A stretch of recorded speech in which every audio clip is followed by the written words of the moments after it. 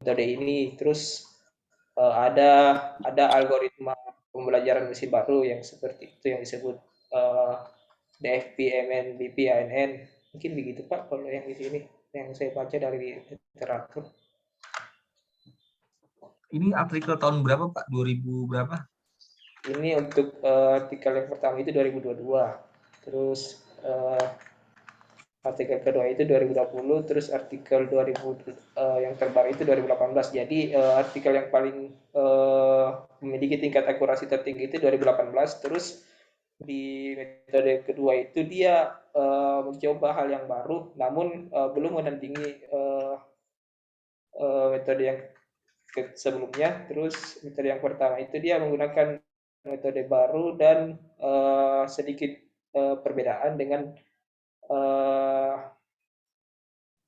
metode-metode sebelumnya. Yang ini dia menggunakan uh, regresi logistik dan regresi logistik binomial. Mungkin itu yang membedakannya Pak.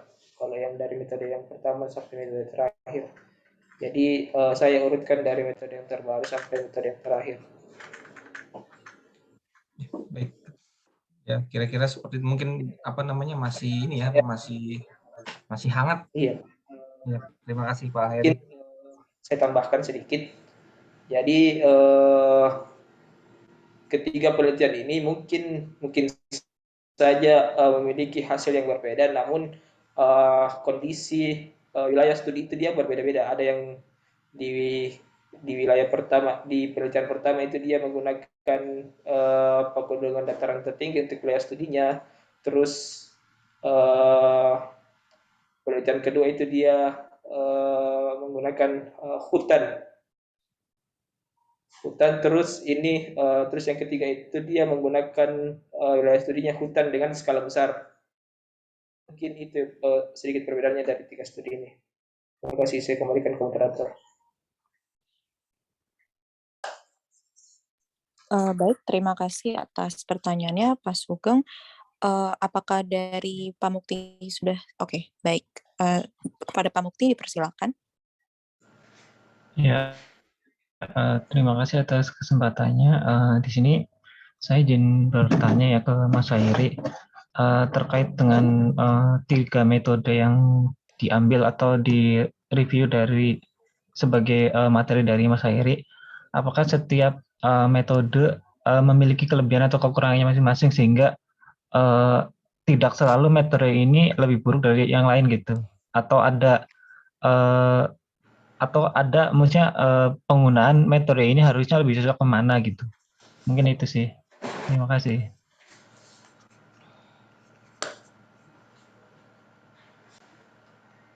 Ya, saya menjawab moderator. Jadi terima kasih atas pertanyaannya Pak Mukti. Jadi seperti yang saya jelaskan tadi, ketiga eh, metode yang digunakan dalam penelitian ini sama-sama memiliki tingkat akurasi tinggi. Namun dalam tiga penelitian ini penelitian ketiga lah yang memiliki akurasi yang tertinggi. Namun kita harus menyesuaikan juga terkait kondisi wilayah studinya. Jadi contoh kita ingin meneliti bahaya kebakaran di pegunungan dataran tinggi. Kita lebih tepatnya kita menggunakan metode yang pertama karena telah dilakukan penelitian tersebut menggunakan metode tersebut.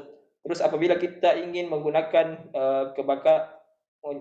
memprediksi kebakaran atau membuat model pemetaan bahaya kebakaran hutan dengan skala besar, kita menggunakan wilayah atau penelitian yang ketiga atau kebakaran hutan skala besar. Ini kita menggunakan model NFP, MN, BP, ANN. Terus apabila kita mau meneliti bahaya kebakaran hutan yang kondisinya seperti di hutan Irat Barat, kita bisa menggunakan algoritma FBA atau GLM. Mungkin itu Pak Mukti. Jadi kita menyesuaikan terkait kondisi wilayah studi atau kondisi wilayah yang ingin diteliti. Mungkin itu Pak Mukti. Terima kasih. Ya, terima kasih Mas Heri. Oke, sekarang saya izin ya Kalista, Ibu ya. Iya, Ibu. Dari ketiga paper yang Anda baca itu, apakah menggunakan, kan Anda sudah tahu ya bedanya teknik GIS dan remote sensing. Nah, apakah teknologi yang digunakan itu berbasis GIS atau dengan remote sensing? Itu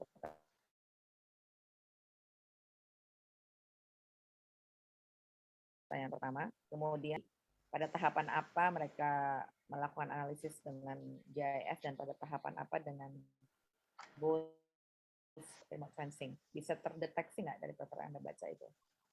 Silakan dijawab langsung.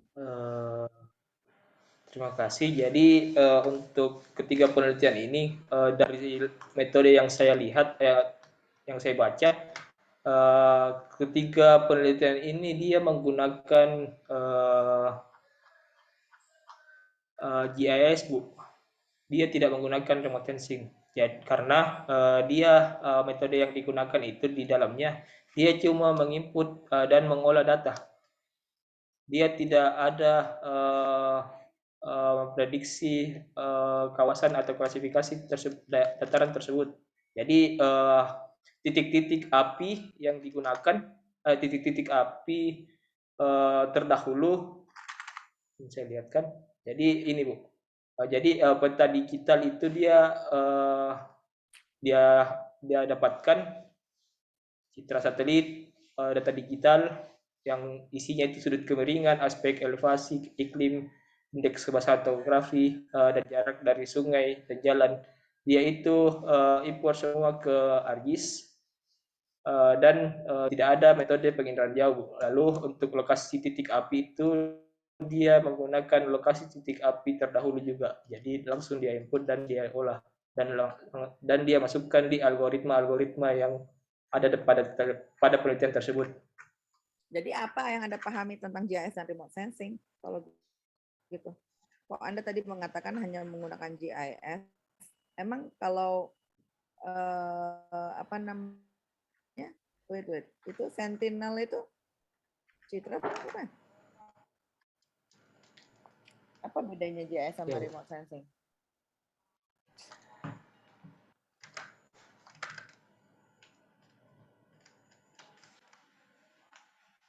Jadi teman-teman di materi UTS ini harus paham ya, apa bedanya GIS, apa bedanya remote sensing. Karena kalau ini tidak kuat, maka nanti kalian akan sulit nih masuk ke materi UAS yang sudah masuk ke modeling berbasis GIS dan remote sensing. So what is the differences between GIS dan remote sensing? Itu dulu deh, Anda bantu jelasin ke saya, Mas Ferry.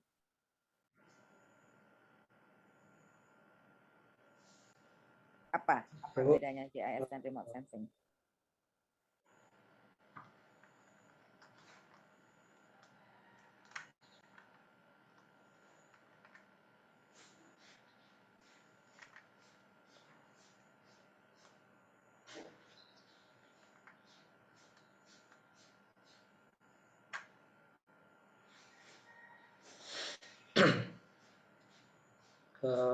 Kalau mengenai GIS itu Bu, dia alat berbasis komputer untuk pemetaan dan analisis fitur.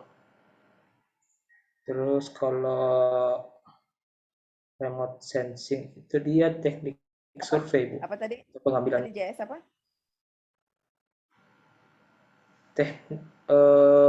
GIS itu dia alat berbasis komputer Bu, untuk pemetaan Alat apa? dan analisis fitur. Alat yang berbasis komputer, lalu banyak dong alat berbasis komputer ya. Alat berbasis komputer untuk juga alat berbasis komputer. Poin juga. So, what is the differences? Apa keunggulan dari GIS dan apa bedanya dengan remote sensing? Kalau GIS itu dia digunakan untuk pemetaan dan analisis fitur dari kejadian yang terjadi di bumi. Terus kalau remote sensing itu dia teknik survei Bu, untuk mengumpulkan data. Remote sensing kok teknik survei? untuk penggunaan data, Bu. Jadi teknik yang digunakan untuk mensurvei atau mengumpulkan data mengenai objek atau fenomena tanpa kontak fisik, Tanpa apa? tanpa harus untuk mengunjungi lokasi tersebut, Bu.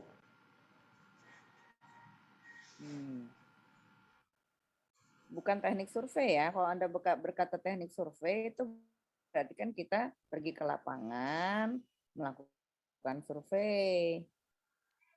Oh, iya. Jadi justru remote sensing itu adalah kita bisa mengamati suatu tapak tanpa kita perlu survei, ya nggak? Oh, Survei iya, Bu. artinya apa? Mengunjungi tapak kan?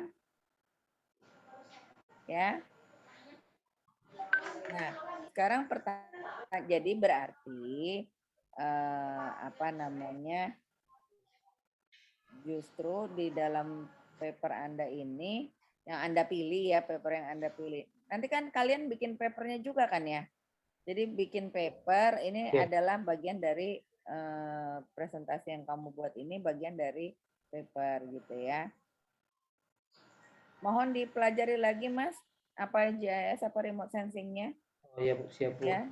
Dan jadi justru tidak mungkin kita bisa melakukan deteksi kebakaran hutan tanpa menggunakan remote sensing. Karena apa kan nggak mungkin kalian datang ke hutan yang lagi kebakaran ke sana yang ada kamu ikut kebakar dong. Justru harusnya kamu jawab the powerful of remote sensing adalah kalian bisa melakukan deteksi kebakaran hutan tanpa kalian perlu datang ke lokasi kebakaran. Karena yang terbakar itu dapat terdeteksi oleh citra yang melakukan pemotretan secara kontinu begitu ya. Oh, iya, Bu. Makasih, Bu. Tolong dikuatkan pemahamannya Mas Khairi karena Ya, Bu. itu penting banget sebelum kalian masuk modeling ya. Ya baik, ini udah lewat 5 menit nih Kalista, monggo. Saya kembalikan ke moderator. Terima kasih. Baik, Ibu Alinda, terima kasih banyak atas saran dan sarannya. Sekarang mungkin bagi yang ingin presentasi dapat mengacungkan tangan melalui raise hand kepada Pak Sugeng atau Pak Mukti, dipersilahkan. Pak Mukti, monggo. Baik, silakan Pak Mukti. Ya, izin share screen ya, Bu. Monggo.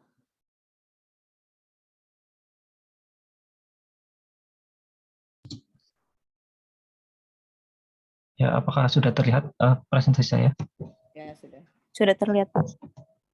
Ya. Assalamualaikum warahmatullahi wabarakatuh. Di sini saya Mukti Teguh Wijaya, NIM 4418026.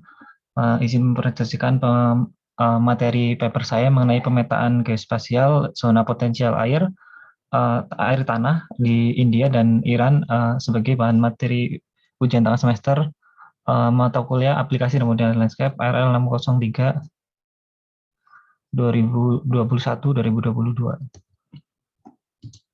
Yang pertama yaitu pendahuluan potensi air tanah merupakan kemungkinan terjadinya air tanah atau jumlah air tanah yang tersedia di suatu wilayah dan merupakan fungsi dari beberapa faktor pengkondisian geolingkungan.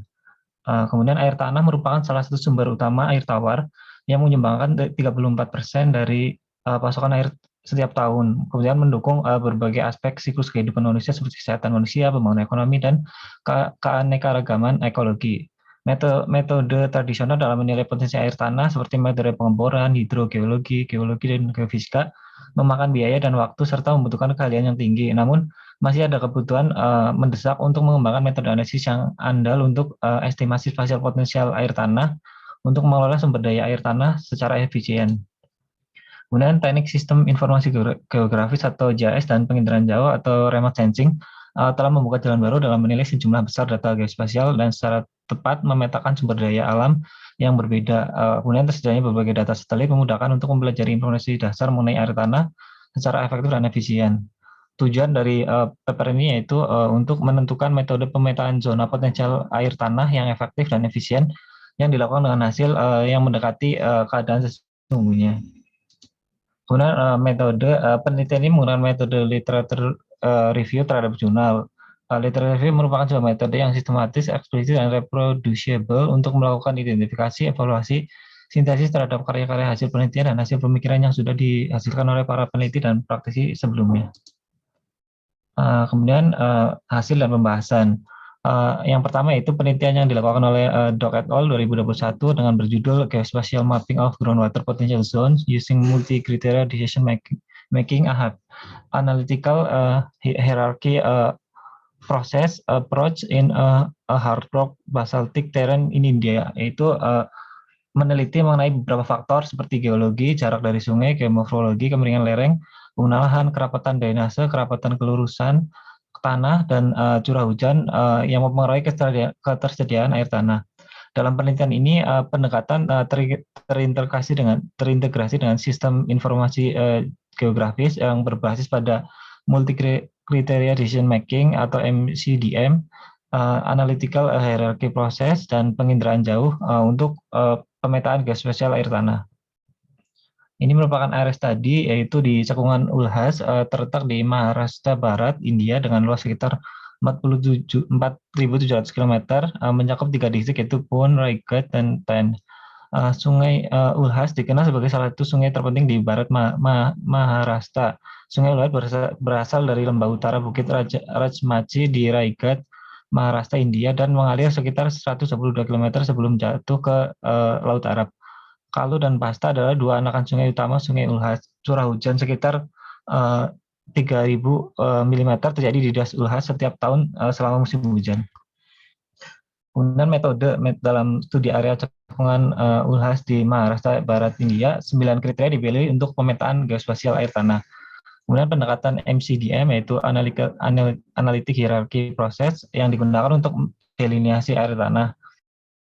AHP merupakan metode MCDM yang disusun oleh Satie 1980-1997. Multiparameter telah dipertimbangkan untuk mendeteksi zona potensial untuk air tanah. Bobot masing-masing parameter dihitung menurut tingkat kepentingan relatif dalam proses pengambilan keputusan untuk menemukan wilayah air tanah. Keuntungan utama dari AHP adalah kelayakan terhadap peringkat faktor berbasis ahli dan fleksibilitas pengaturan ulang peringkat jika akurasi lebih rendah. AHP menghitung bobot parameter menggunakan PCM menurut kepentingan dan pengaruh relatif. Bobot menentukan situasi atau tingkat signifikansi parameter dalam bentuk hierarki. Ini merupakan matriks dari AHP dengan untuk setiap parameter ya. Di sini ada 9 parameter yaitu terkait geologi, jarak dari sungai, kemudian geomorfologi, ada kemiringan, penggunaan lahan, drainase density atau kepadatan drainase, kemudian ada kepadatan kelurusan, kemudian ada tanah dan curah hujan dengan bobot sekian. Kemudian di sini ada konsistensi rasio yang digunakan untuk menguji konsistensi dari untuk setiap parameter. Konsistensi rasio digunakan untuk mengukur tingkat konsistensi bobot atau bobot parameter. Konsistensi rasio dihitung untuk membuktikan keakuratan bobot yang diperoleh untuk setiap parameter. Jika hasilnya di bawah 0,1 atau 10% dianggap lebih tepat. Nilai pertimbangan yang dicapai adalah 0,06 yang dapat dinyatakan bahwa kriteria atau parameter yang dibentuk dan bobot yang dihitung dapat diterima. Kemudian penentuan skor. Skor dari setiap parameter yaitu antara rentang 1 sampai 10 yang berdasarkan kondisi yang menguntungkan dan kepentingan untuk mendeteksi zona air tanah. Kemudian ada weighted overlay analysis atau WOA, merupakan teknik bagi pengguna untuk memecahkan masalah kompleks spasial dalam kesesuaian lokasi berdasarkan pengukuran umum dari input yang berbeda dan bervariasi. Skalanya yaitu 1 sampai 10 untuk menetapkan skor subparameter sesuai poin. Nilai bobot dari setiap lapisan raster dikali dengan skor sel dari setiap raster input. Lapisan raster keluaran diproduksi menjadi 4 kelas dengan berbasis rentang yang sama pada klasifikasi WHO. Ini merupakan rumus dari WOA.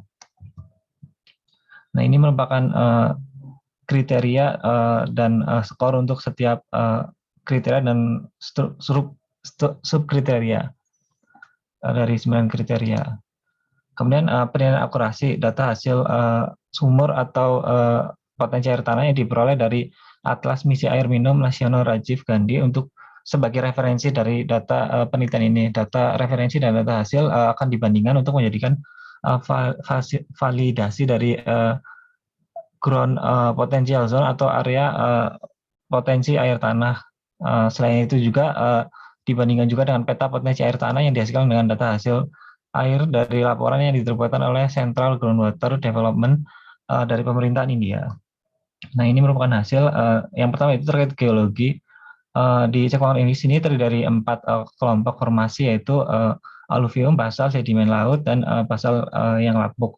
86% dari total wilayah ini memiliki batuan primer yang dari periode Kapur akhir di cekuangan UNHAS. Artinya wilayah yang luas menunjukkan litologi batuan keras yang mungkin tidak cocok untuk porositas dan tingkat permeabilitas yang lebih tinggi untuk resapan air tanah. Hanya 14 daratan yang yaitu aluvium 4%, sedimen laut 7%, dan basal lapuk 3% yang lebih cocok untuk resapan air tanah dibandingkan dengan batuan basal.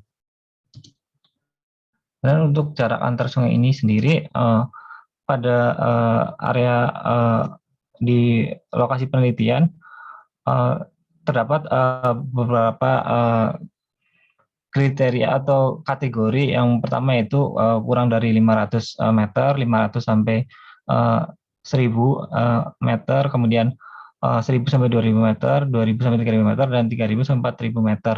Jarak dari sungai ini secara substansial mempengaruhi tingkat air tanah. Efek ini berdampak positif terutama di daerah yang datar. Kemudian untuk kemiringan lereng sendiri merupakan kriteria penting yang secara langsung mengaruhi laju infiltrasi, laju perkolasi, dan limpasan permukaan di suatu wilayah tertentu.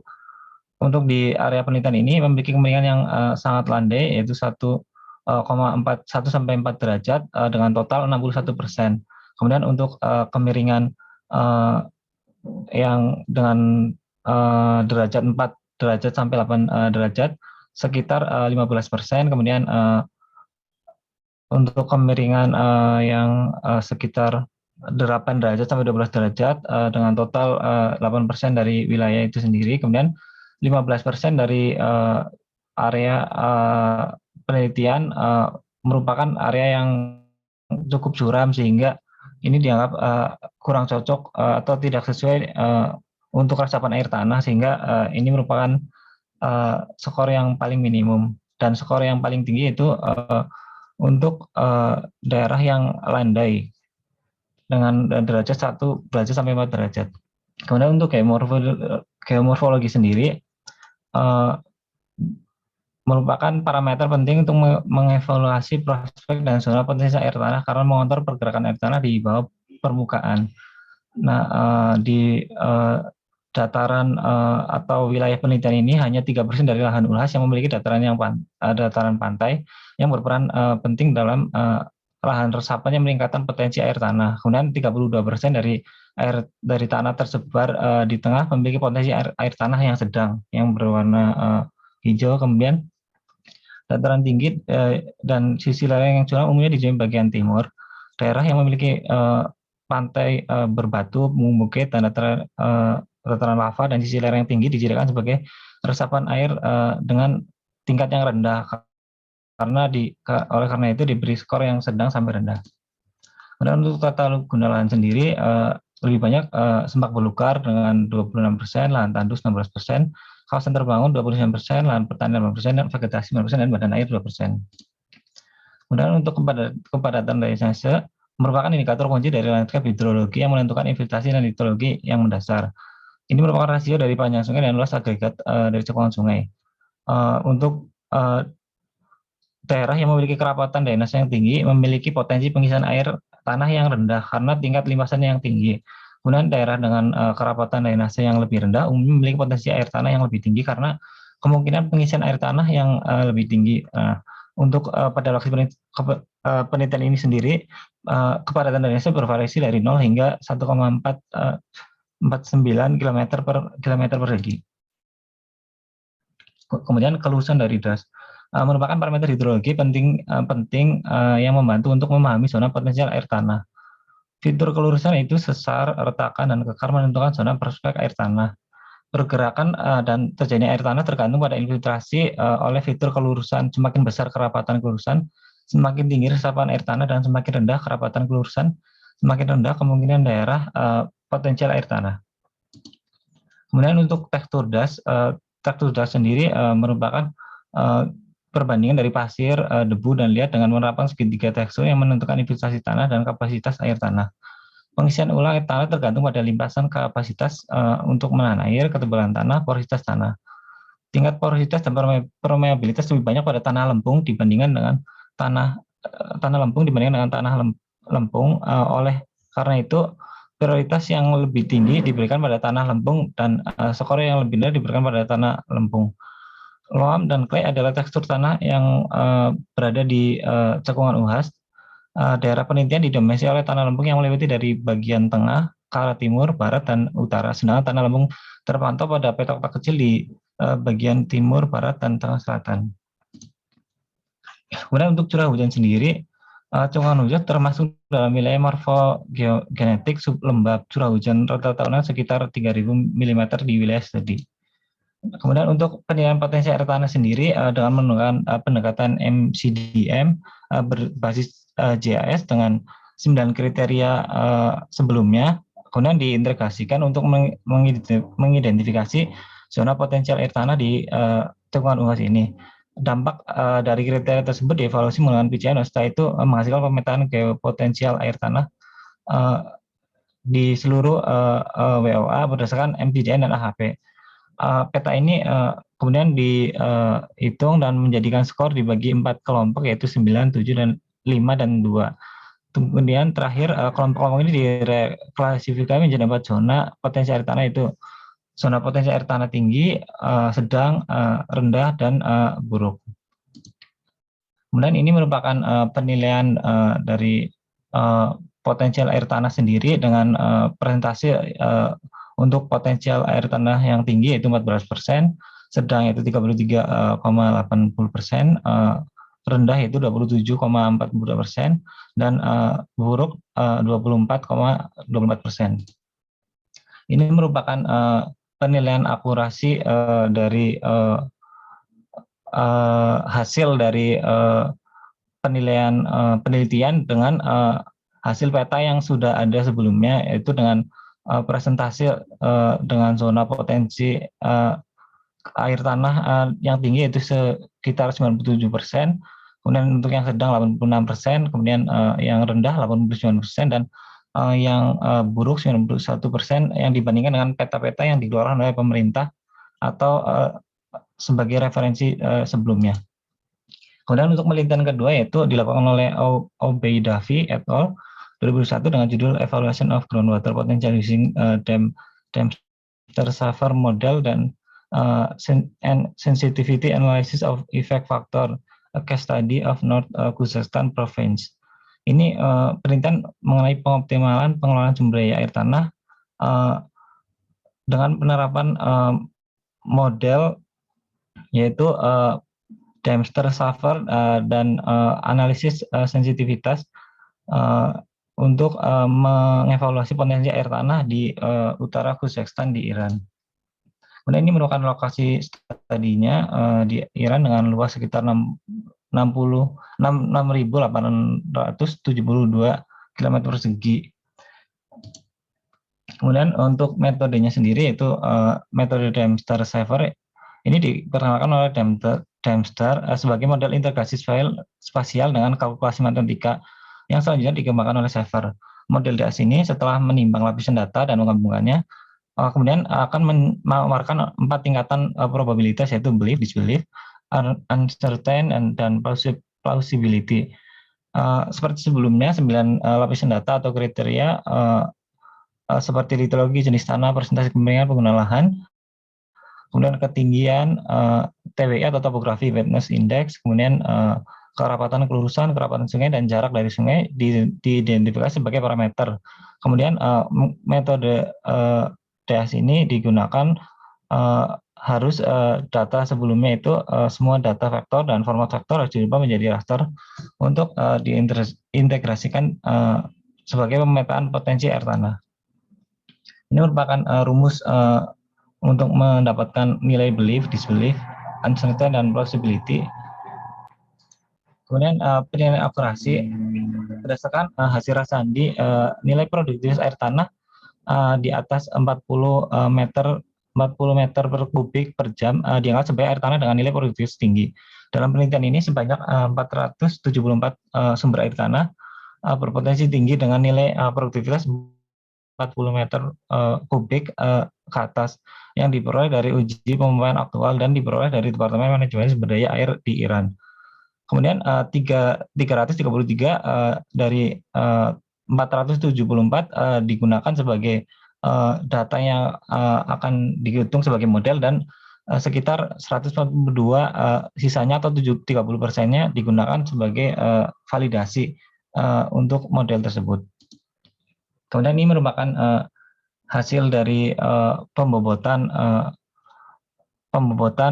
untuk belief, uncertain, dan belief, disbelief, uncertain, dan plausibility, di mana untuk litologi sendiri yang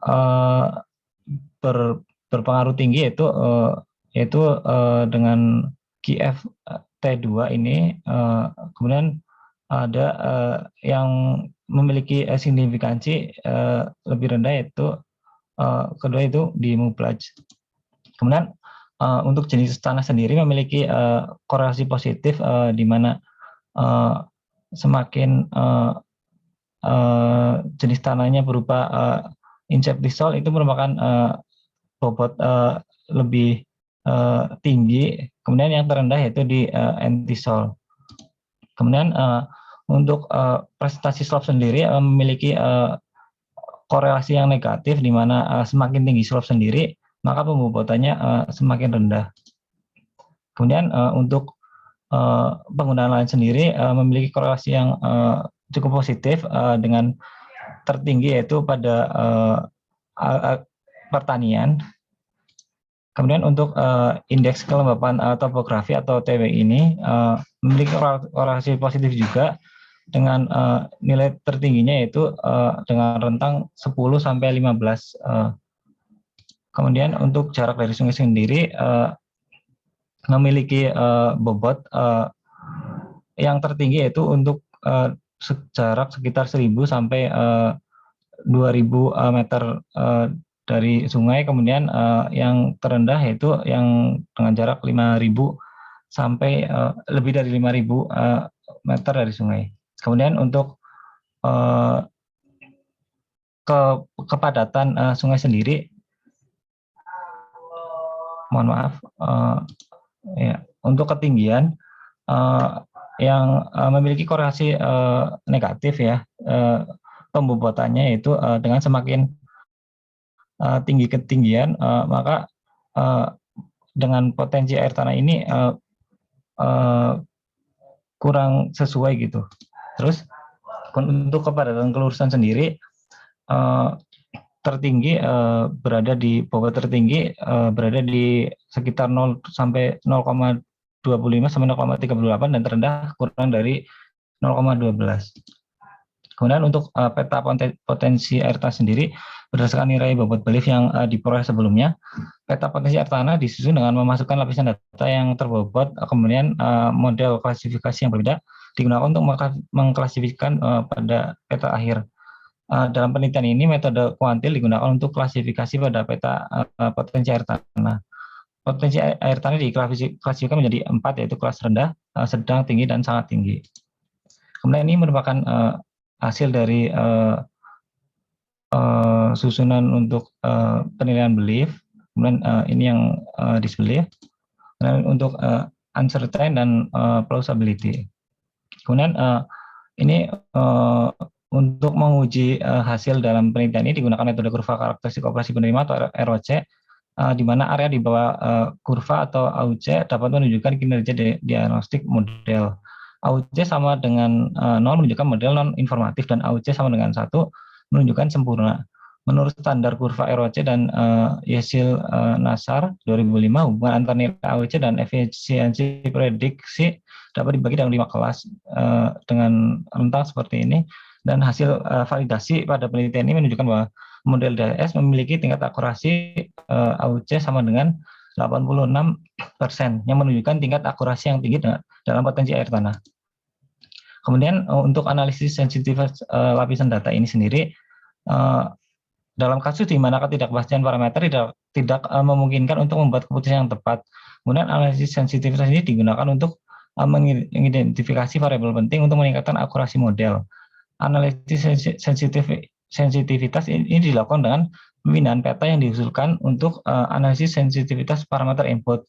Jadi ada peta yang dihilangkan, kemudian akan dihitung ulang untuk setiap akurasinya, sehingga akan kelihatan sensitivitas atau potensi dari setiap layar atau parameter dari setiap petanya sendiri memiliki potensi yang cukup berpengaruh terhadap potensi air tanah, di mana untuk setiap parameter, misalnya litologi, apabila litologi dihilangkan dari sebagai parameter, kemudian dihitung ulang akurasinya akan berkurang menjadi 60%. Begitu juga dengan semua parameter akan menunjukkan akurasi penghitungan akurasi ulang apabila dihilangkan. Kemudian untuk yang penelitian ketiga, itu yang dilakukan oleh Manda et al. Dengan judul Delineation of a Groundwater Potential Zone using the integration of geospatial and MEF technique, case study on Rah region of West Bengal, India. Teknik geospasial adalah alat yang sangat penting untuk penilaian, pengelolaan, dan konservasi air tanah serta sumber daya alam lainnya. Dalam daerah penelitian ini yaitu Blok Saltora di distrik Bakura, Benggala, India, di bawah wilayah Ran, Benggala Barat yang rentan terhadap kelangkaan air. Dengan memperhatikan masalah berikut, dalam studi ini pendekatan terpadu dari teknik geospasial yaitu penginderaan jauh dan sistem informasi geografis dan multifaktoral yang mempengaruhi atau MEF telah diterapkan untuk menggambarkan zona potensi air tanah pada lokasi penelitian ini. Ini merupakan area studinya dengan ya di distrik Bakura. Kemudian ini merupakan metode yang digunakan sama seperti penelitian sebelumnya, namun perbedaannya dengan pada proses pembuatan kriteria dan penambahan metode MEF ini. Dan ini untuk kategori setiap faktor untuk dan skor setiap parameter. Teknik multi influence faktor ini untuk setiap faktor tergantung pada bobot kepentingannya. Untuk menentukan bobot semua faktor mempengaruhi metode ini sangat efektif dan tepat. Ya, untuk MEF ini dibangun atas interkoneksi dan interaksi dari banyak komponen tematik. Kemudian muncul gagasan multikolinearitas. Multikolinearitas ini tidak bisa digunakan sebagai untuk pengembangan zona potensi air tanah yang unggul. Kemudian untuk mengukur akurasi sendiri, hasil dari model yang menggunakan data yang tidak dieksplorasi selama fase kalibrasi harus dievaluasi. Kemudian penggunaan kurva ROC AOC digunakan dalam penelitian ini untuk memvalidasi hasil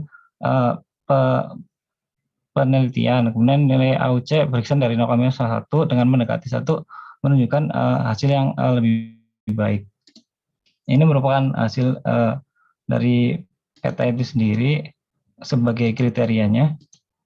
Dan ini merupakan peta potensial air tanah dengan potensi air tanah yang sangat tinggi yaitu 5,23%, yang tinggi 36% dan sedang 41%, rendah 5% dan sangat rendah 1,9%.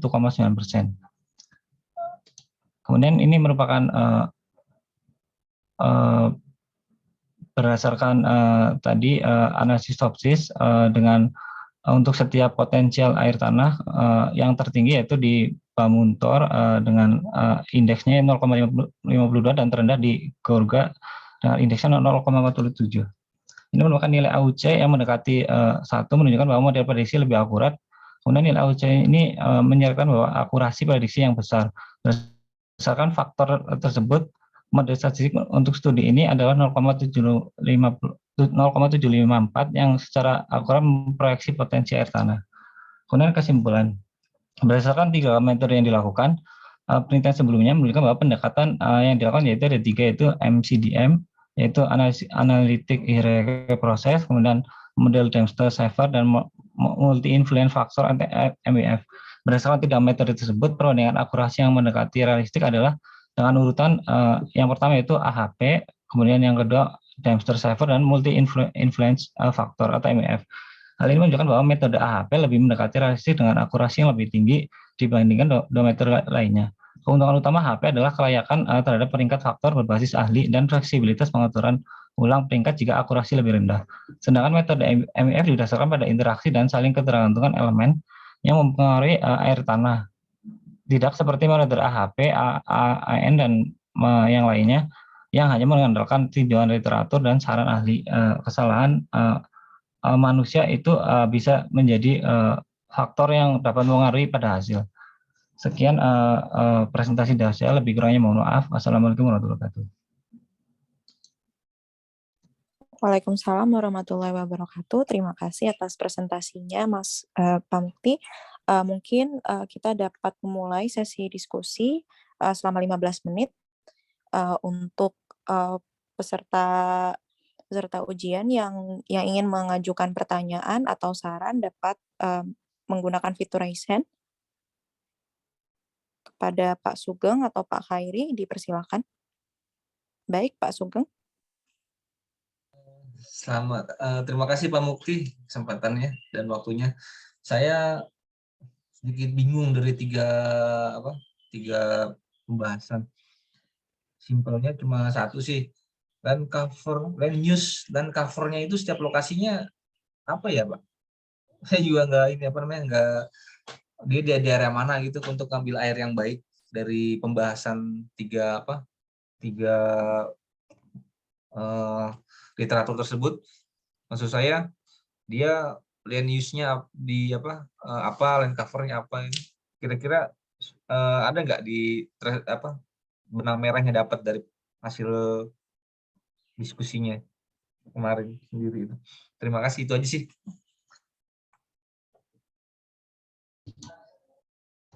Ya, pertanyaan Pak Sugeng mengenai tutupan lahan apa yang ini ya Pak, yang berpengaruh terhadap potensi air tanah gitu ya Pak? Iya kan kaitannya sama air, land use-nya, land cover-nya itu mungkin dia daerah hutan atau daerah apa. Mungkin dari literatur ini yang coba diambil yang paling potensi kan ada 3. Tadi misal dari metodenya kebanyakan, maksudnya kan dari 3 literatur ternyata land cover-nya dia lebih, yang pertama daerah hutan itu ternyata land cover-nya ini airnya lebih banyak atau gitu. Maksud saya seperti itu sih.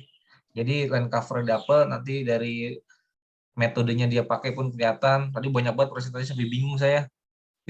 Gitu. Jadi land cover-nya itu khusus apa sih kalau air yang bagus dari metodenya itu? Itu aja sih Pak Mo. Ya, terima kasih. Iya, terima kasih pertanyaannya. Untuk land cover sendiri dari ketiga metode secara keseluruhan menunjukkan untuk nilai yang tertinggi itu terutama di land cover penggunaan lahan di daerah pertanian ya, karena dan ini yang tertinggi berdasarkan model di DS, terutama di area pertanian sendiri kan terdapat irigasi pertanian, terutama irigasi pertanian ini disuplai atau biasanya dialiri berdasarkan dari sungai gitu ya Pak. Kemudian sungai-sungai ini akan dimasukkan, sungai-sungai ini akan mengalirkan aliran airnya kemudian ke area irigasi sendiri. Kemudian, ini yang menjadikan pengisian air air tanah gitu di pengisian ulang kemudian daerah aquifer itu sendiri gitu. Ini berdasarkan hasil dari yang berpotensial tinggi di model DS itu sendiri Pak, yang Dempster Saver Pak. Dan untuk land cover yang terendah itu di daerah pegunungan, karena tadi untuk korelasi sendiri terkait pegunungan kan memiliki ketinggian dan slope yang cukup tinggi dan berkorelasi negatif dengan potensi air tanah sendiri, karena pergerakan air tanah untuk meresap lebih sedikit karena air akan langsung mengalir gitu Pak, karena bentuk ketinggian atau kemiringan lerengnya cukup curam gitu Pak. Mungkin seperti itu Pak. Berarti memang berarti ada 3 lokasi ya, ada pertanian, bisnya, terus hutan, hutan ya. Satu lagi yang diteliti itu lokasinya Pak? Iya Pak. Yang di pegunungan Pak, daerah pegunungan. Pegunungan ada 2 berarti ya. Oke deh. Yeah. Terima kasih Pak Mukti. Ya.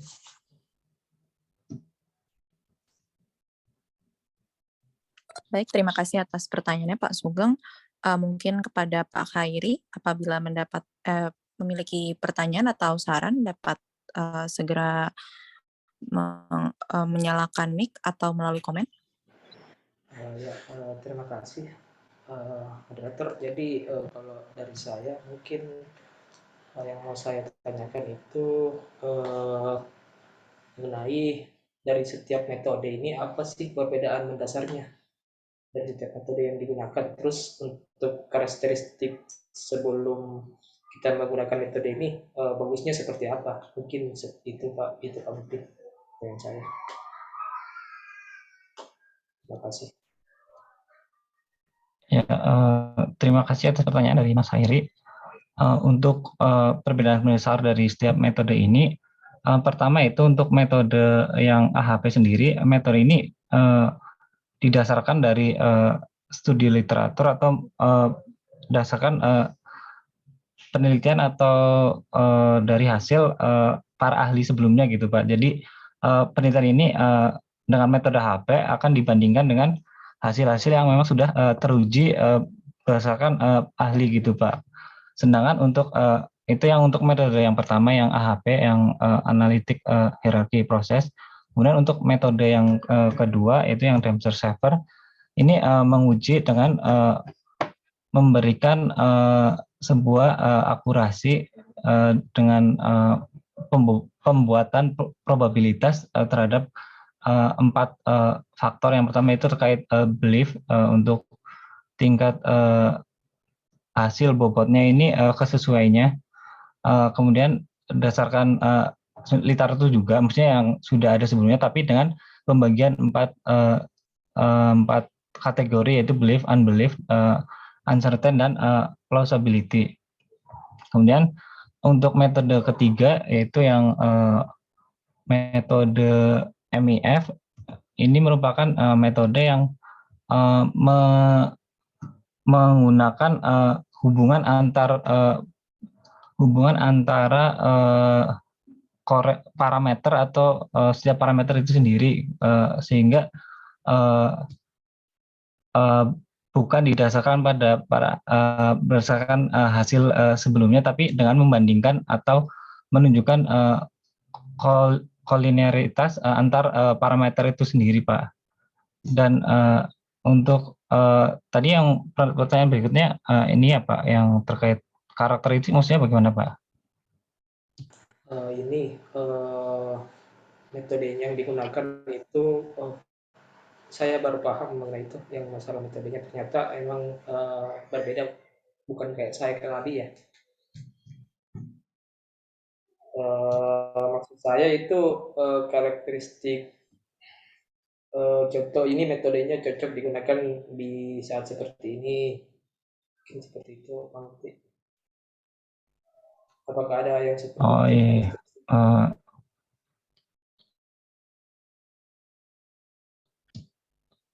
Untuk berdasarkan hasil literatur ya Pak yang saya review, metode yang dijelaskan sebenarnya yang AHP itu dapat digunakan untuk beberapa atau lebih dominan bisa mewakili keseluruhan gitu Pak. Bisa diuji di daerah yang umum, tapi untuk metode ini belum tidak atau tidak menunjukkan bahwa metode ini dapat digunakan terutama di area pegunungan. Sedangkan untuk di area pegunungan sendiri metode MIF atau metode yang ketiga tadi lebih cocok digunakan karena di metode MIF ini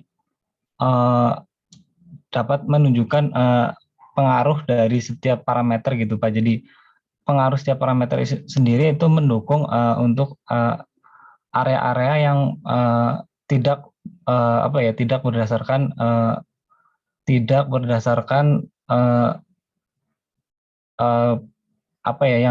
yang kan kadang untuk daerah kan tidak semuanya ada petanya gitu Pak. Jadi untuk penggunaan MF ini bisa digunakan untuk daerah-daerah yang tidak ada data sekunder sebelumnya gitu Pak. Jadi ini untuk pengujian langsung daerah yang baru diuji untuk potensial airnya gitu Pak. Mungkin itu jawaban dari saya. Mungkin apakah dapat dipahami? Ya, terima kasih Pak. Ya, terima kasih atas pertanyaannya. Terima kasih atas jawabannya, Pak Mukti. Mungkin selebihnya akan saya serahkan kembali kepada Bu Alinda untuk tanggapan dan sarannya, Bu.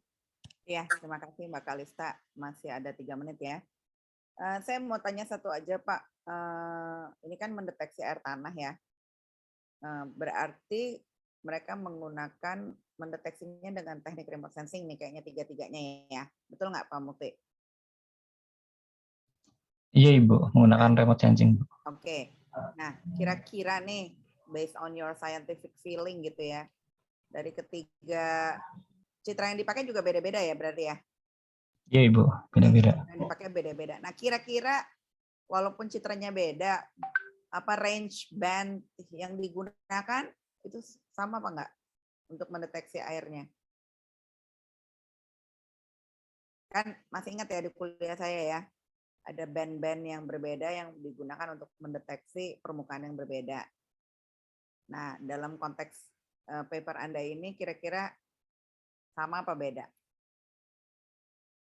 Range band-nya untuk mendeteksi air. Kalau ya izin menjawab Bu, kalau dari saya lihat sih Bu, untuk setiap penggunaan lahannya pada setiap lokasi penelitian secara umum memiliki atau pembagian lahannya itu mendekati sama gitu ya Bu. Jadi untuk range band-nya kurang lebih akan sama juga Bu. Jadi karena di setiap lahannya kan ada range dari yang tutupan lahan yang datar secara umum yaitu untuk pertanian, dan range tertingginya itu di pegunungan sendiri Bu. Namun dengan proporsi setiap daerah yang berbeda-beda karena setiap daerah tersebut memiliki tutupan lahan masing-masing gitu Bu yang didominasi, dan untuk yang tertinggi untuk daerah yang cukup datar atau penggunaan untuk agrikultur di daerah yang metode kedua itu sendiri yang ada di Iran. Kemudian untuk yang untuk dominan untuk daerah pegunungan atau yang hutan seperti itu Bu berada di daerah India yang untuk metode ketiga. Jadi berdasarkan pembagian lahan itu sendiri Bu, maksudnya penggunaan lahan itu sendiri, menurut saya band yang digunakan untuk setiap pendeteksian atau remote sensing yang digunakan kurang lebih sama Bu. Ya, oke, good. Kembalikan pada Mbak Kalista, monggo. Baik, terima kasih banyak Bu Alinda atas pertanyaannya.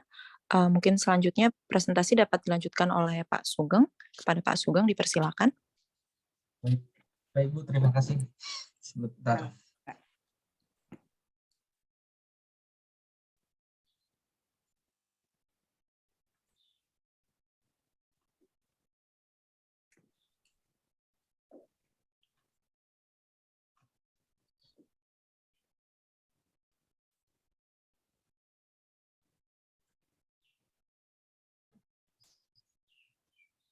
Baik Bu, apakah sudah terlihat?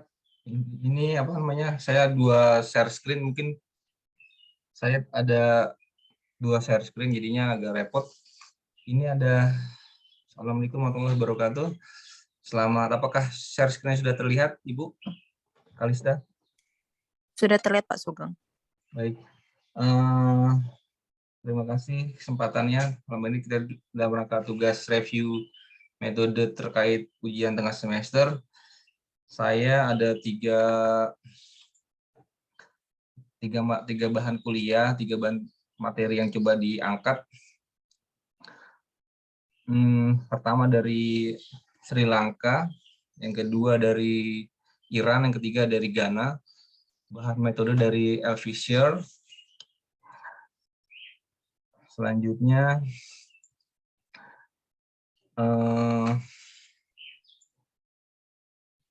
untuk lokasinya sendiri, saya coba ambil pertama kali dari Sri Lanka untuk lokasi, beberapa outline. Pertama lokasi, pengumpulan dan proses data.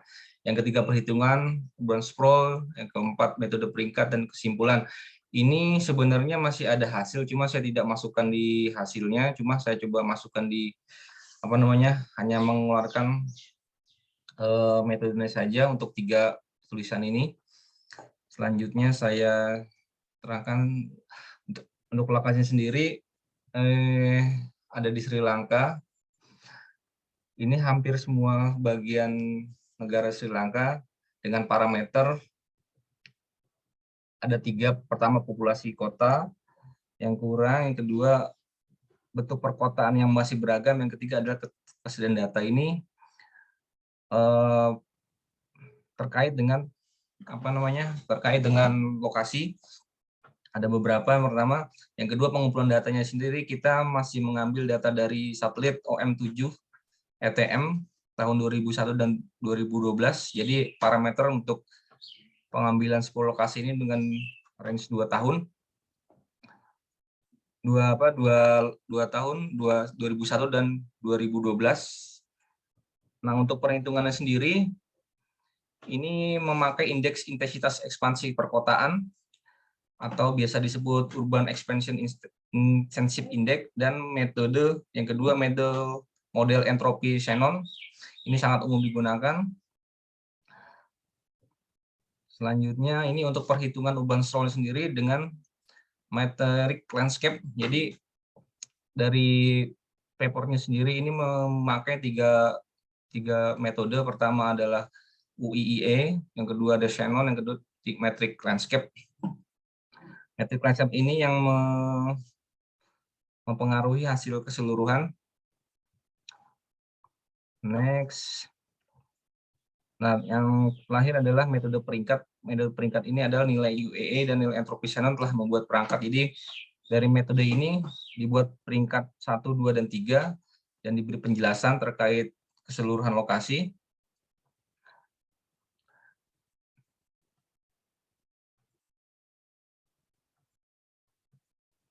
Dari kesimpulan ini, lokasinya sudah ini menyelidiki tingkat urban sprawl, kota kecil dan menengah, dan mengidentifikasi perbedaan dan persamaan yang signifikan dari masing-masing metode untuk digunakan mengukur urban sprawl.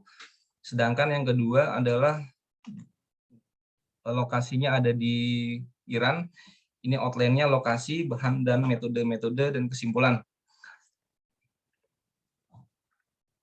Ini lokasinya sendiri ada di Iran dengan lokasi di antara bujur timurnya 3426 menit 40 detik dan 34,47 menit 41 detik tentang utara, dan bujur timur 51 derajat 41 menit 10 detik dan 51 derajat 21 menit 4 detik bujur timur.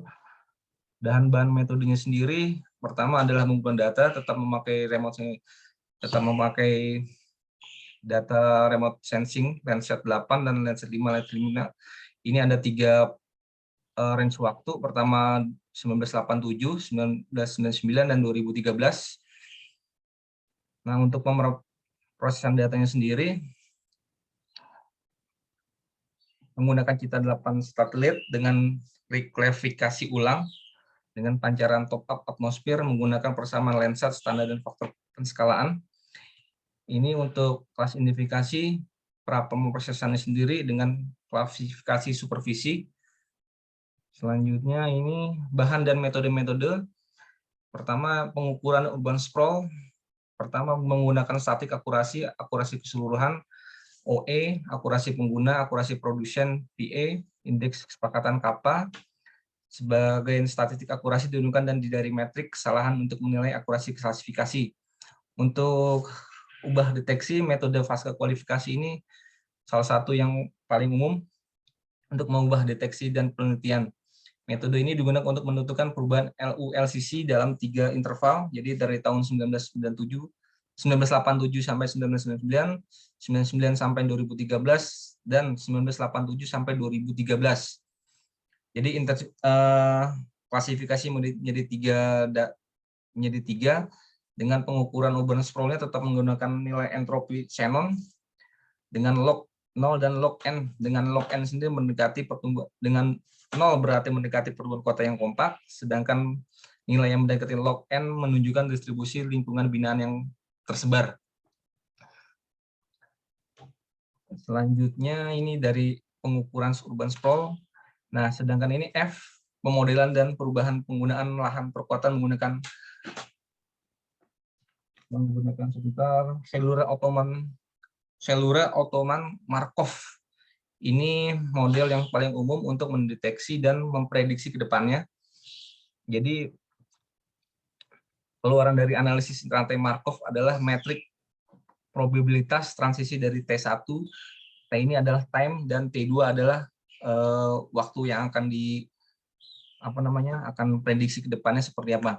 Jadi time 1 adalah time aktual yang setelah diteliti, dan time 2 adalah untuk prediksi ke depannya yang menunjukkan kemungkinan perubahan LU-LC dari satu periode ke periode lainnya.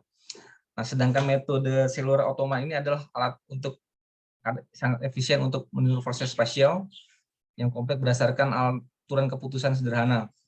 Simulasi perubahan LU-LC masa depan dan pertumbuhan kota menggunakan model CA Markov ada 3 langkah. Pertama, hasil kualifikasi terbimbing diterapkan untuk mengukur matriks probabilitas tinggi. Yang kedua, membuat peta kesesuaian dan beberapa indikator dari kelas LU-LC.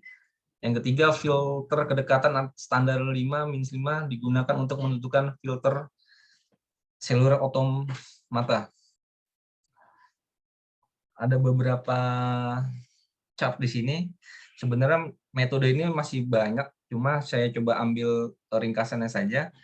Ini sebelah kanan ada diagram dari sumber data diolah, masuk ke pemrosesan gambar dari klasifikasi menggunakan Kava.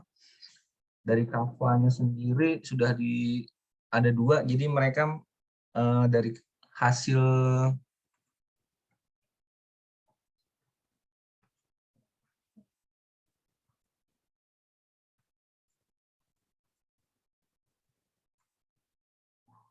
jadi yang paling agak menarik ini dari literatur yang saya coba baca, ini menggunakan menggunakan metode yang sudah umum, cuma dia diklasifikasi lebih detail. Jadi dari urban sprawl, pengukuran ini entropi Shannon dan bentuk spasial ini hasilnya sudah ada, cuma untuk memodelkan urban menggunakan analisis Markov ini yang agak menarik, dia memprediksi ke depannya seperti apa.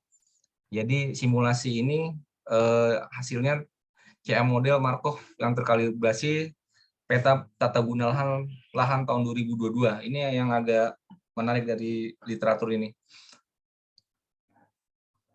Selanjutnya ini kesimpulan, makalah ini menganalisis perubahan LU-LC dan prediksi ekspansial spasial perkotaan menggunakan model Cellura Ottoman Markov di kota Qom, periode waktunya 26 tahun. Selanjutnya yang ketiga ini lokasi ada di Ghana, lokasi, bahan dan metode dan kesimpulan. Lokasinya sendiri berada di selatan sebelah utara Pulau Afrika, berbatasan dengan Samudra Atlantis. Nah, Samudra Atlantik, bahan dan metodenya sendiri data remote sensing tahun yang diambil adalah 1991, 2002, 2008, 2018 dengan pemrosesan data klasifikasi gambar, citra gambar diperoleh dari Landsat Tier 1, Tier 2 tahun 2000, 2002, 2008, 2018 dengan zona UTM 84, zona 30N. Penilaian akurasinya ini menggunakan titik sampel sebanyak 400 foto yang diambil dari citra satelitnya sendiri. Yang selanjutnya ubahan deteksi ini diubah menggunakan QGIS untuk menentukan perubahan lahan 3 interval. Jadi dari datanya sendiri dibagi dalam 480 ini di tahun 1991 sampai 2002, 2008, 2018. Sedangkan untuk pengukuran sendiri tetap menggunakan metode dari entropi Shannon. Ini sangat umum sekali. Untuk mengukurnya dari tahun 1991 hingga 2008 menggunakan entropi Shannon bersama alat ALGIS. Shannon entropi mengukur tingkat depresi dan kekompakan variabel spesial. Sedangkan ini adalah sebelah kanan ada referensi data, tabel yang mereka coba pakai, referensi data, training data. Dari image pertama, image satellite diambil, image processing, image classification, superficial classification, accuracy assessment. Akhirnya dapatlah LC maps.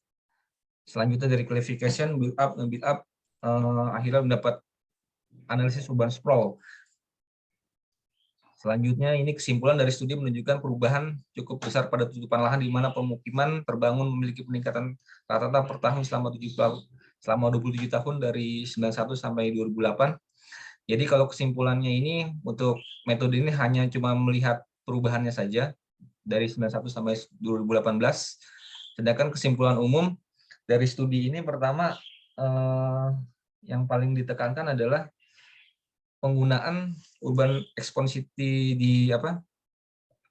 di Sri Lanka ini. Studi ini menyelidiki tingkat urban sprawl kota kecil dan menengah, mengidentifikasi perbedaan persamaan yang signifikan, menggunakan UE, urban expansion, index entropision dan metric landscape ini untuk mengarah ke rekomendasi saja. Sedangkan untuk mengukur spasial urban sprawl ini menggunakan metode CA Markov, cellular automa Markov dan metric landscape sendiri ini untuk memprediksi. Jadi kalau kita memprediksi ke depan, kita mencoba cellular Markov di kota, periodenya selama 26 tahun, ini hasilnya sudah bisa diprediksi. Sedangkan analisa yang dari Ghana ini, hasil studi menggunakan analisis urban sprawl cukup untuk klasifikasi dan kelas channel entropi sudah mendapatkan hasil analisis. Jadinya yang paling sederhana adalah ada di bawah, yang untuk prediksi ke depannya menggunakan CA Markov, dan ketiga hanya sebatas rekomendasi. Jadi ada kesimpulan rekomendasi, rencana ke depannya seperti apa, dan ketiga adalah sebatas analisa. Saya rasa presentasi seperti itu. Saya kembalikan ke Bu Kalista. Terima kasih. Baik, terima kasih atas presentasinya yang sangat baik, Pak Sugeng. Sekarang akan saya buka untuk sesi diskusi selama 15 menit. Saya persilakan kepada Pak Khairi atau Pak Mukti untuk mengajukan pertanyaan.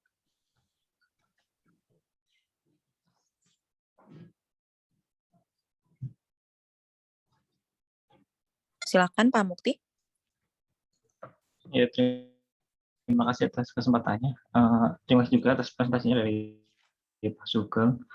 Saya izin bertanya mengenai tadi kan sudah Pak Sugeng menjelaskan terkait 3 metode ya digunakan untuk setiap pada jurnal yang tadi Pak Sugeng paparkan. Untuk setiap metode sendiri, saya ingin mengetahui mengenai apakah ada metode yang memang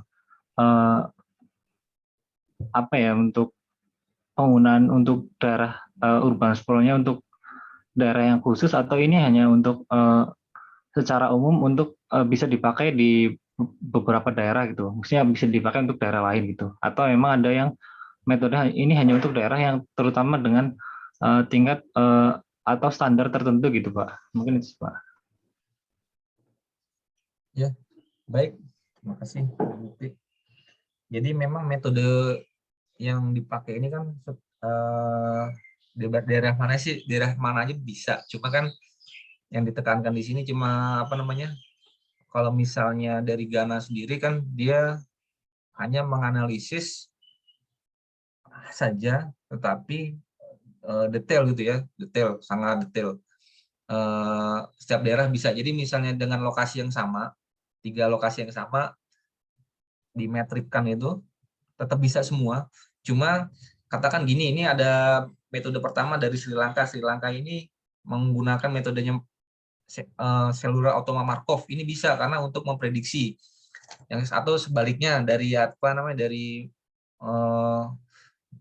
Iran. Dari Iran ini mencoba pakai Ghana hanya menganalisis bisa. Jadi sebenarnya lokasi ini tidak jadi masalah karena kebutuhan-kebutuhan ini masih bisa dipenuhi semua. Jadi yang ditekankan di sini coba metodenya bisa semua loh. Ini ternyata buat rekomendasi perencanaan ini bisa. Yang pertama, yang kedua ini untuk mengukur kira-kira kepadatan di Ghana ini dalam periode kedepannya bagaimana, ini masih bisa semua. Jadi metode ini sangat fleksibel dan lokasinya masih bisa di mana saja. Saya rasa seperti itu.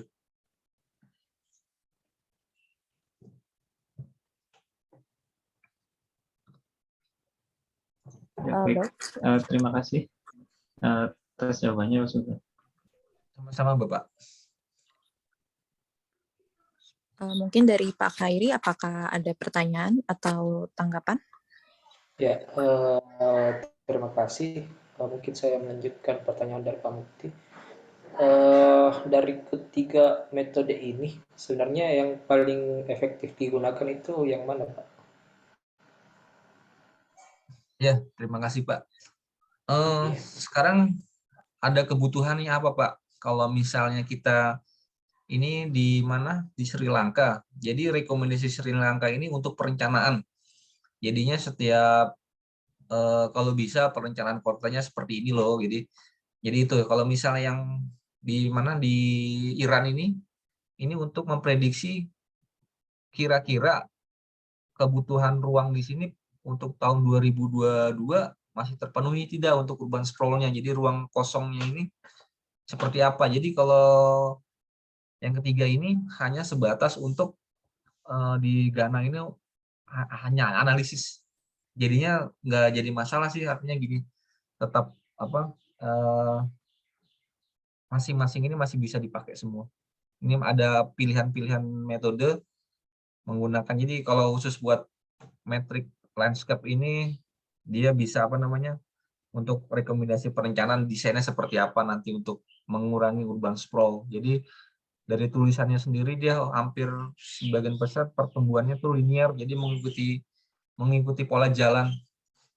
Jadi seperti itu. Jadi mengetahui pertumbuhan apa namanya dari urban sprawl ini kita bisa mengetahui pertumbuhan kota itu apakah direncanakan atau dia memang tumbuh seperti apa adanya, seperti jalan. Jadi pertumbuhan kota seperti jalan. Jadi kelihatan dari sini dari apa namanya dari urban expansion index, intensity index. Jadi dari urban ini kelihatan pertumbuhan kota mau diarah kemana. Jadi seperti itu. Jadi kita buat rekomendasi bisa, buat prediksi ke depan bisa, atau hanya untuk analisis ke belakang saja. Ini yang di Ghana ini untuk analisis ke belakang ternyata seperti ini loh pertumbuhannya dari kalau nggak salah ini yang saya sudah coba dia apa namanya ya sekitar rata-rata tuh hampir 9% per tahun. Jadi dia ngambil 10 tahun ini dari 91 sampai 2018 nih range-nya 9 tahun. Jadi analisis ke belakang kira-kira seperti ini. Kalau nggak salah ini saya udah bikin simulasi sedikit sih. Kalau boleh ditunjukkan saya stop share screen, saya cari filenya. Sebentar, Pak. Ini kalau buat Ghana.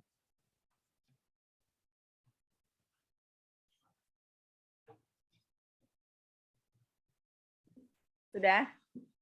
Belum, Bu. Oke. Saya coba ini, Bu, yang masih penjelasan ini. Oh, oke, oke.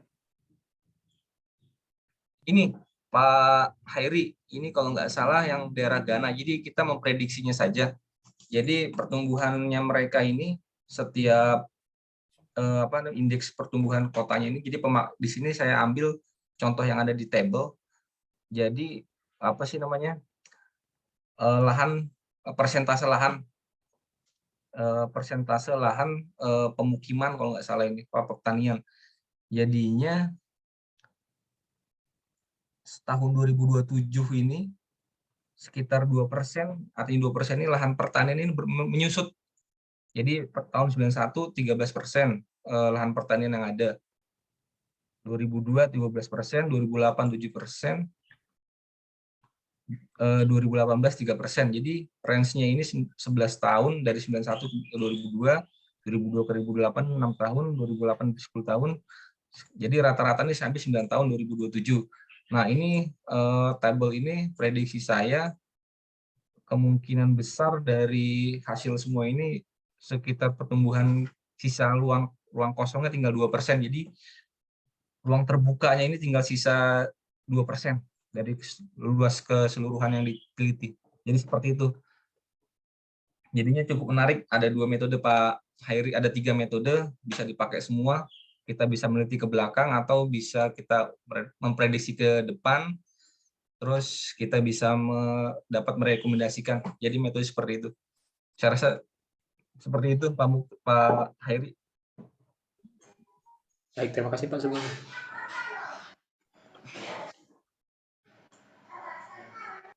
Baik, terima kasih atas penjelasannya Pak Sugeng. Untuk tanggapan dan komentar akan saya serahkan kembali ke Bu Alinda. Ya, Pak Sugeng, terima kasih. Bagus presentasinya. Iya, Bu. Ya. Terima kasih, Bu. Sangat clear dan terstruktur begitu. Nah, saya pengen tahu dari ketiga metode yang digunakan untuk mendeteksi urban sprawl itu, menurut Anda nih dengan daya analitik scientist gitu ya, kira-kira yang paling efektif yang mana, Pak? Kalau untuk memprediksi ke depan, tetap Sebenarnya pakai kita belum masuk metode. modeling ya. Iya, Belum ini masuk sudah pakai modeling. Jadi modeling sudah dipakai semua. Jadi sudah metode yang modeling itu hanya mengantarkan untuk mendapatkan angka-angka. Nah, angka-angkanya ini kan dikelola dari entropi Shannon, metric landscape atau CA Markov, kan itu ujungnya seperti itu. Oh, Nah, sekarang yang saya tanya, untuk yang efektif apabila kita memprediksi ke depan, kita mengacu ke sini saya pakai coba Cellular Automa Markov dan ya, dari apa namanya? Buka aja PowerPoint-nya, buka aja. Sebentar, Bu. Pertama kan dalam konteks mendeteksi urban sprawl-nya ya. Itu dulu.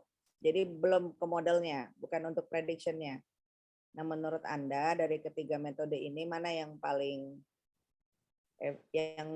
mendekati the real condition ya, namanya kita menggunakan alat itu kan untuk melihat sejauh mana apa yang kita olah itu near to the reality, kan itu poinnya sebetulnya. Monggo. Tetap ini pakai metodenya datanya tetap sama, real metodenya ini tetap menggunakan Kava.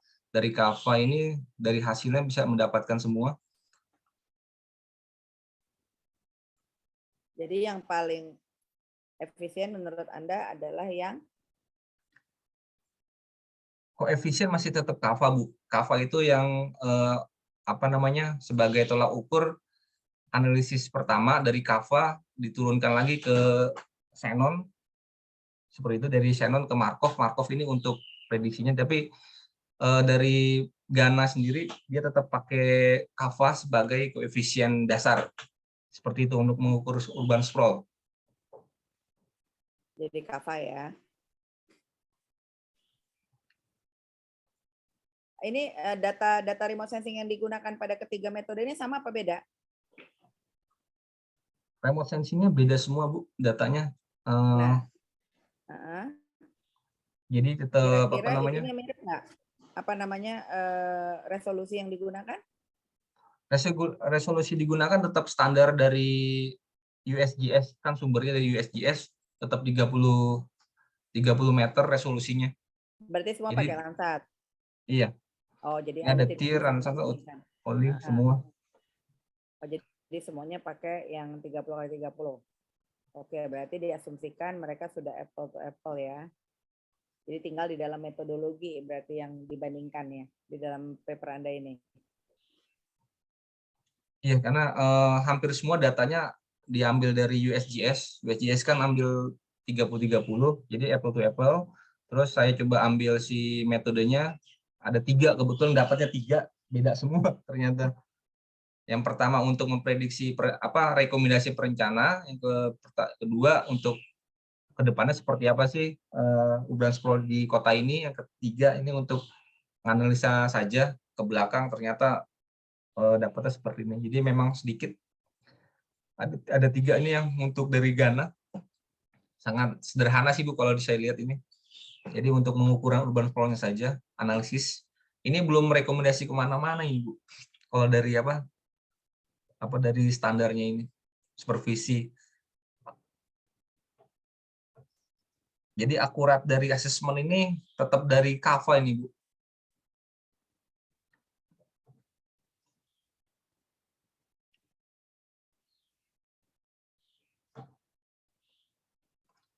Oke, baik. Ya, terima kasih sayang nih waktunya nggak cukup ya karena jam 10 saya harus menguji perencanaan landscape wisata.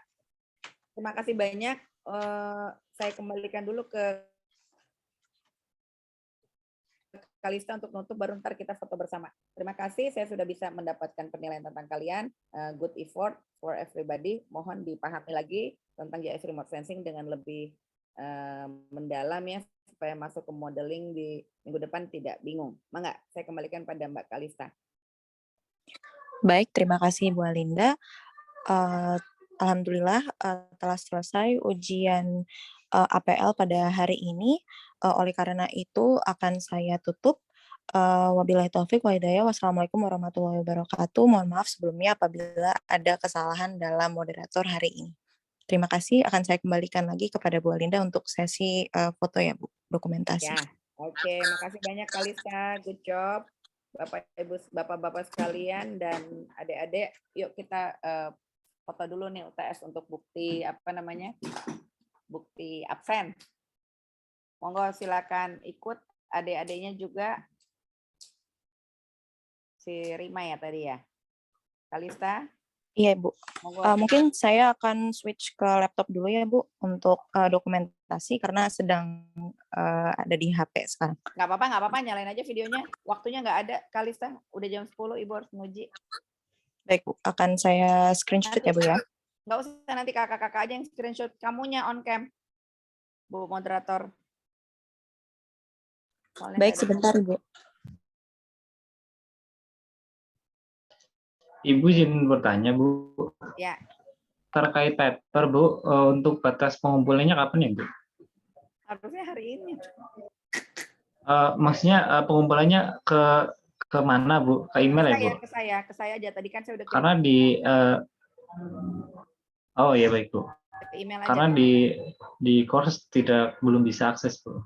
Iya, saya belum nyalain, saya nggak ngerti itu cara-cara course, jadi karena cuma bertiga udahlah kirim email aja ke saya. Nah, untuk penulisan paper, kalau bisa sih papernya bukan plek-plek gitu ya. Gimana sih cara bikin paper internasional? Saya udah kirim kan ya ke kalian ya, paper Green City saya.